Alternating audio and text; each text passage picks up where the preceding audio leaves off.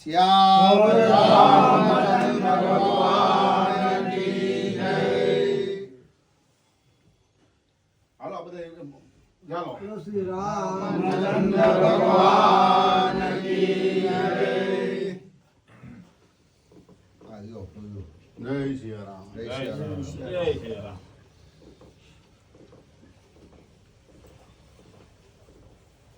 જય શ્રી રામ. હાલો બધા આમ જોતા જાજો બસ. જય સિયારામ બાપુ.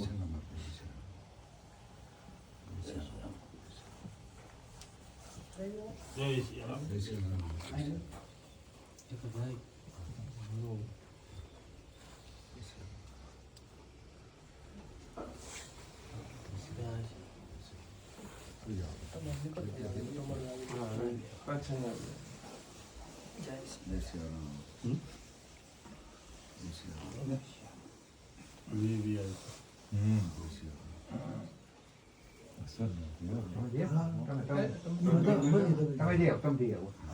હાલો એક પછી આવતો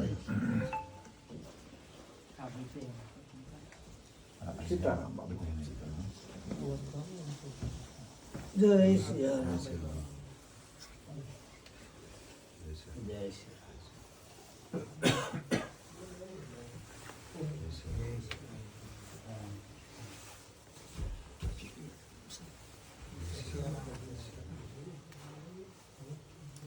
અરે બોલભાઈ અશ્વિન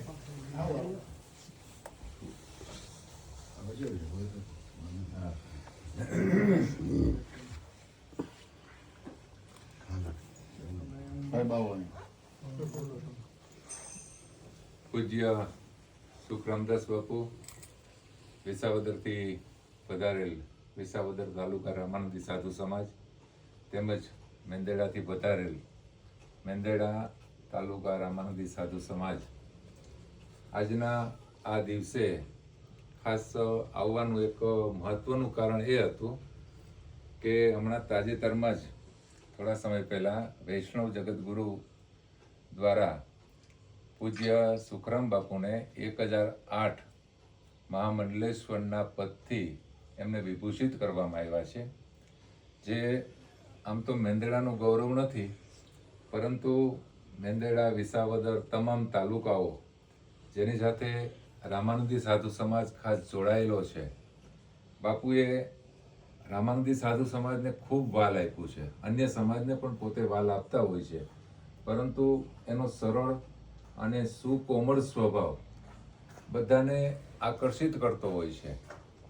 પછી એમાં નાનો કોઈ પટાવાળો હોય કે પ્રધાનમંત્રી હોય, એ બાપુની ચોક્કસ નોંધ લેતો હોય છે.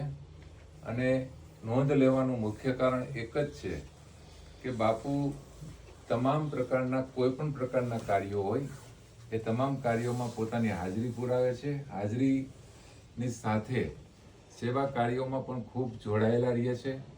અને જગતગુરુ દ્વારા જે બાપુને સન્માન આપવામાં આવ્યું છે, શ્રી 1008 મહામંડલેશ્વરનું, એ બાપુના ચરિત્રને 100% એ અનુકૂળ છે, અનુરૂપ છે. અને અમે એ પદને આવકારીએ છીએ. પૂજ્ય બાપુ સમાજ સેવા કરતા રહીએ અને પૂજ્ય બાપુ બધાનું માર્ગદર્શન કરતા રહીએ, સમાજ એમના માર્ગદર્શનથી ઉત્કર્ષ કરે, એ જ ભાવના સાથે આજે અમે બાપુને સન્માનિત કરીએ છીએ. અમે સાથે આભાર પણ માનીએ છીએ કે બાપુએ અમારા આ સામાન્ય સન્માનનો સ્વીકાર કર્યો અને બાપુના પ્રેમ અમારી ઉપર અમને ખૂબ વરસાવ્યો. ખૂબ ખૂબ ધન્યવાદ, આભાર. જય સિયારામ. આપ સર્વે જે વિસાવદર, જુનાગઢ, મેંદડા અને ઘણા બધા ઠેકાણેથી સન્માન કરવા માટે આવ્યા, પણ જ્યારે જગતગુરુ ભગવાનને હાજરીમાં આપણા વૈષ્ણવ પરંપરાને જીવતા રાખવા માટે જે સાધુ સમાજે ખૂબ સારી મહેનત કરી છે. અમરેલીની અંદર રામકથા હતું, રામકથાની અંદર જગતગુરુ ભગવાને આવ્યા અને જે આપણા રામદેવ આવે છે એવા ભગત બાપુને ખૂબ સારી મહેનતને સાથે हमारा જે વૈષ્ણવ સંપ્રદાયને ઉજાગર કરતા એક એવા રામાનંદી સાધુ સમાજ બધા છે.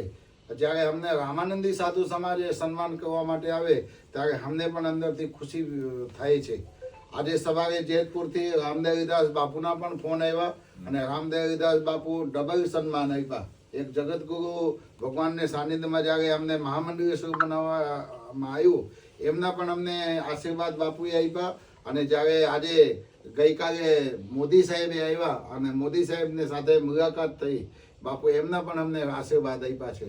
એટલે અમને ખુશી થાય જ્યારે અમારા વૈષ્ણવ સંપ્રદાયના બધા સંતો ભેગા થાય અને અમારા જ્યારે રામાનંદી સાધુ સમાજ ભેગા થયા હોય અને એમાં અમને જ્યારે તમે બધા સન્માન કરવા માટે આવ્યા, અમારા વાસુદેવ બાપુ છે, અશ્વિન બાપુ છે અને ઘણા બધા ભગત બાપુ છે, ઘણા બધા અમારા રામાનંદી સાધુ સમાજ આવ્યા ત્યારે અમને ખૂબ ખુશી થાય છે.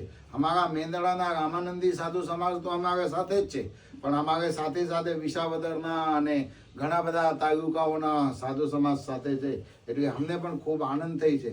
અને અમારે જ્યારે વાસુ બાપુ તન મન ધનથી અમને સપોર્ટ કરતા હોય, અમારા અશ્વિનભાઈ નિરંજની છે તન મન ધનથી સપોર્ટ કરતા હોય, અમારા કાળુ બાપુ નૈનુજી ક્યાં ગયા? કાળુ બાપુ નૈનુજી આગળ આવો.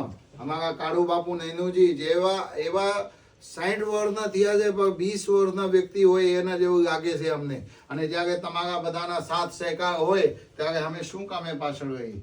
આવનાર સમયમાં સમાજ માટે અમે ખૂબ સારા કામ તો કરીએ છીએ, પણ આવનાર સમયની અંદર ખૂબ સારું કામ કરશું એવું અમે ભગવાન શ્રી રામજીને પ્રાર્થના કર્યા છે કે અમને શક્તિ આપે.